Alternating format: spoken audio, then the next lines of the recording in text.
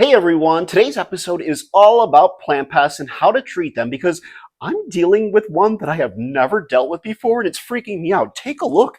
Can you tell exactly which one it is? I'm going to tell you all about it and effective treatments right now.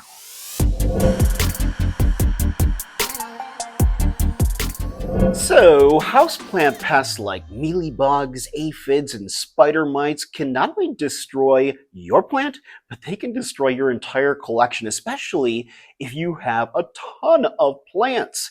Now, I've dealt with several plant pests, and I'm sure many of you at home have as well, like spider mites and mealybugs. The important thing is to treat them early on because, oof, that'll make a big difference. Because if you don't, then all of a sudden one or two can transform into thousands within a short period of time. So today we are going to look at effective treatments and how to deal with this pest problem because right now I'm dealing with one that I have never dealt with before. Take a look over here because this is a thrip.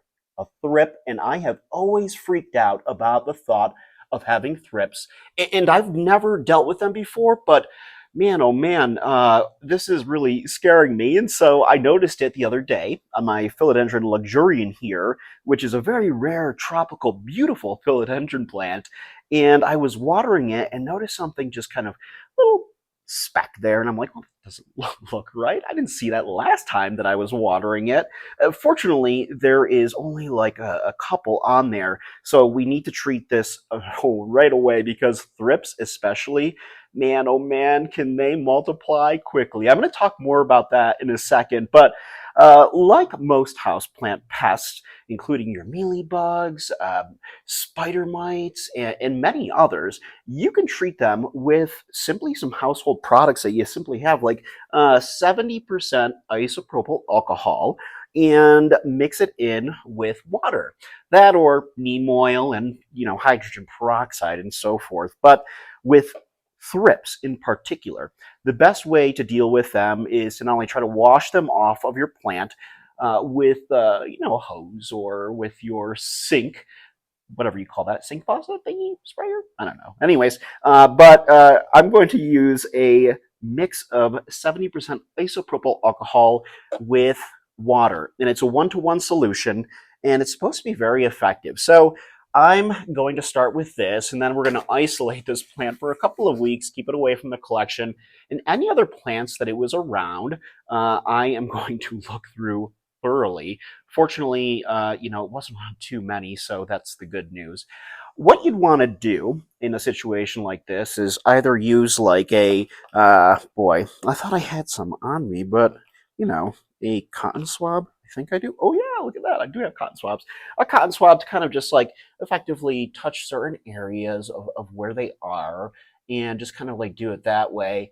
But since I did test this out and make sure that the leaves of this very rare philodendron are not going to be damaged by this, I did that yesterday, and it's doing well. So I'm just going to use a full-on paper towel here to clean it off. So let me tell you a little bit about this plant in particular because I've had it for over 2 years. A philodendron luxurian, a beautiful philodendron known for its velvety leaves. It's native to Colombia and grows in humid, warm rainforest conditions. Those large textured leaves I was just saying, their prominent veining gives it that luxurious appearance, given that name, the philodendron luxurian. It is just stunning, and it's very difficult to care for. So much so that you need it to have and be like in like almost like 90% humidity. And I struggled with this plant so hard the first time when I got it. And it's a slow grower. When I mean by slow grower, this thing only pops out 1 to 2 new leaves every like 4 to 6 months. And so since I brought it into my new place, it has been loving it. And so it's really scaring me with the fact that there are little thrips on here, and hopefully we can get this under control right away. But we'll talk more about pests, plant pests in particular, and tell you about the certain ones, like the main ones, our spider mites, our mealybugs, and what is the difference between them and which one is more challenging to deal with. So let's look into them. Let's start with mealybugs. These soft-bodied insects look like tiny, fluffy ovals. They suck sap from plants, causing stunted growth and yellowing leaves. Then there's scale insects. These hard-bodied insects often resemble bumps on plant stems or leaves. They can be difficult to spot, but they can cause significant damage to plants. Spider mites are tiny arachnids. They spin fine webs on plants and suck sap, causing leaves to turn yellow and brown. Whiteflies are small, white flying insects, and they often congregate on the undersides of leaves. They can cause yellowing and distortion of leaves. Then there's thrips, the ones I'm dealing with right now. These tiny, slender insects can be difficult to see with the naked eye. They can cause silvery or brownish streaks on leaves and can also transmit plant viruses. When it comes to which one is the worst, it's really difficult to tell. But overall, mealybugs can spread out of control rapidly, so keep an eye on all of these pests. That's some crazy stuff there, right? Before we continue on, I did ask you folks on my YouTube community page in a poll exactly how often do you check your plants for pests? 51% of you said regularly, 31% said here and there, 18% I said I'm really bad at this, and that was 119 votes. Lauren McD said, I honestly don't. It's something I like is visibly infested. I spray it with soap, and if it's not too cold, I stick it outside for a while. Within a week, my plant is usually putting out nice new leaves. And Angie said, when I water them, I also check, and if I see one struggling, plant for whatever reason, I have to check them all. Good idea. I get paranoid, and I have about 60 plants. I am the same exact way. And again, please let me know in the comments exactly how often you guys check your plants for pests as I continue to wipe this baby down. I was mentioning a short time ago about this philodendron luxurian and how it is such a slow growing plant. On the side of your screen here, you can see how rapidly, though, once it starts growing a new leaf, that it starts to unfurl. In fact, this is what happened, I kid you not, within like 4 hours after I watered it and noticed the thrips on it.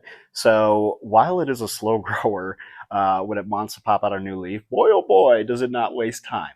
So we just explored some of the plant pests, the main ones there, but how do you effectively treat them? Let's take a look at that. Insecticidal soap is great. This is a natural and effective way to control many common houseplant pests. Same goes for neem oil. It's another natural insecticide that can be effective against a variety of pests like mealybugs, spider mites, and several others. Horticultural oil is a type of oil that can smother pests and prevent them from laying eggs. Systemic insecticides. These insecticides are absorbed by the plant and can be effective against pests that feed on the plant's sap. And of course, you can always use a little dash of soap, dish soap, mixed in with warm water to gently rub them off, most pests at least. Adding a dash of isopropyl alcohol or hydrogen peroxide can be incredibly effective too. All right, so now that we've explored the most important parts of all of this, I'm just curious to know exactly what kind of plant pests have you guys dealt with? Let me know in the comments below. And now that this baby is all cleaned up and hopefully, those thrips that were there aren't there anymore, because man, oh man, those things can multiply quickly and their life cycle is very quick, but like I said, they can spread quickly. They can transform with wings and fly. Unfortunately, I have not seen that with this situation here, but I did want to tell you about a plant pest that I dealt with called soil mites that were so annoying. And in order to really kind of dive deeper into that, you can click on this video up here because there is a super effective treatment that not only works with them, but also with other plant pests. Again, I want to thank you guys so much for tuning into another one of my plenty videos, and let me know about your plant pest journeys, what you're currently dealing with, and how you deal with those situations. I'll see you guys next time.